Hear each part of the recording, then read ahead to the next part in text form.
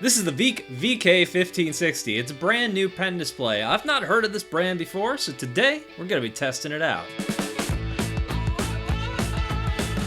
This product was provided to me by Veikk, or maybe it's pronounced VK. I don't know. That's probably something I should have checked before I hit the record button. But this is not a sponsored video, so as usual, all of the opinions here are my own. So what is this thing? It's a pen display. Basically, it's an extra monitor that you can plug into your Mac or Windows computer. You can draw directly on the screen using the included pen. There have been a whole bunch of these 15.6-inch display tablets pop up over the last year. It's a really nice size to draw on. It's not too big, it's not too small. It's like the Goldilocks size. And generally, the specs on this pen display is the same as it is on all of the others in this price and size range. We get a full HD display, 1920 pixels by 1080 pixels. The colors looked really good when I plugged it in. It has a 94% Adobe RGB, and I didn't have to color correct or do anything like that after I plugged it in. There are adjustment buttons along the back of the device if you do want to fiddle with the settings. The pen that it comes with has 8,192 levels of pressure sensitivity, and the display also has shortcut keys along the side. And as you would expect, they're totally customizable. Like all of the other 16-inch displays out there that I've reviewed, the screen is not bonded. What on earth does that mean? That means that there is some space between where the screen is and the glass above it. That means when your pen tip hits the glass, you can see the cursor below it, and there is that gap in space. This is often referred to as parallax, the distance between where your pen tip is and where the cursor appears on the screen underneath it. The only 16-inch display that's currently not doing that is Wacom Cintiq Pro. As of now, we haven't seen that kind of screen trickle down into these budget displays yet, but I wouldn't be surprised if we see that start to happen in the next year or so, as we have seen with some of these smaller Huion products. The screen itself has a film on it. It's like an anti-glare film. The screen isn't super glossy, but you get some reflection on it, not a ton. Overall, it feels pretty good to draw on. The film gives you some pen resistance, not a ton, but just that little bit makes a big difference. There is also a built-in stand. Well, a semi-built-in stand. If you really wanted to, you could take it off. It has a standard release latch on it, lets you set it at any angle. It's pretty solid. It ain't gonna move once you get it set up. Although I should mention that at the lowest angle, it's a little bit tippy, especially if you press in on the corners. Tilting it up just a little bit helps that a lot. One thing you probably noticed is that there is a molded pen holder along the right-hand side of the device. I've never seen that before. It works pretty well. There's a nice divot along the side so you can get your finger around it and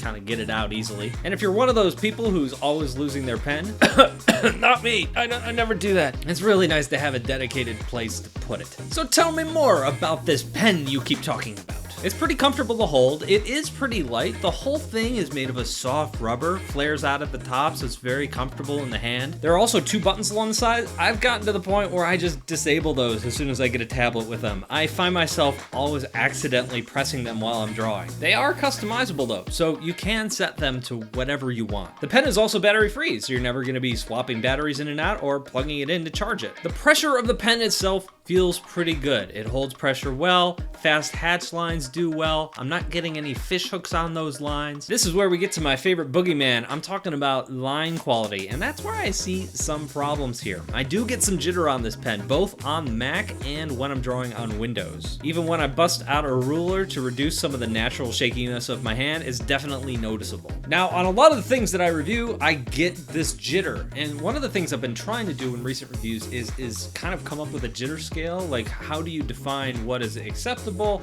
and what's not? Like, what is like a tablet killer? And here I'd put this device somewhere in the middle. I don't think it kills it, but it's definitely there and something you should be aware of. So here is my test.